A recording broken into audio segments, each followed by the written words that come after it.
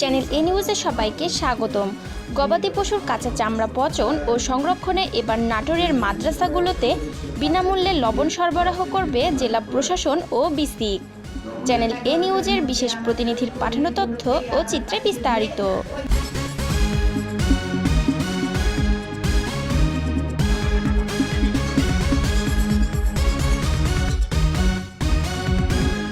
চামড়া পাচার রোধে কঠোর নির্দেশনার পাশাপাশি কোরবানির খাসি, বর্গি, ভেড়ার কাঁচা চামড়া পচন ও সংরক্ষণে এবার মাদ্রাসাগুলোতে বিনামূল্যে লবণ সরবরাহ করবে নাটোর জেলা প্রশাসন ও বিসিক।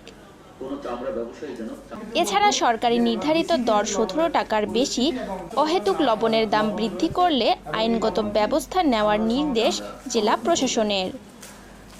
রোববার 2 জুন দুপুরে নাটোর জেলা প্রশাসক কার্যালয়ে কাঁচা চামড়া সংরক্ষণ, পশুর হাট ব্যবস্থাপনা সহ বিভিন্ন বিষয় নিয়ে এক আলোচনা সভায় এসব সিদ্ধান্ত নেওয়া হয়।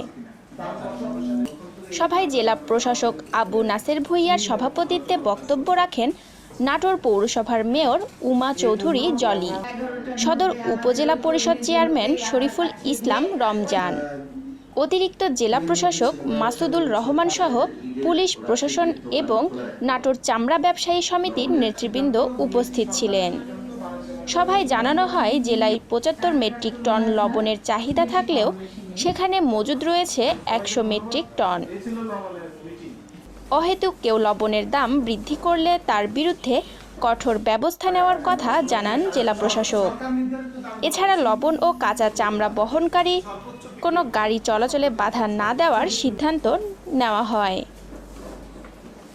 রূপাইয়া জাহান, ডেস্ক রিপোর্ট, চ্যানেল এ নিউজ।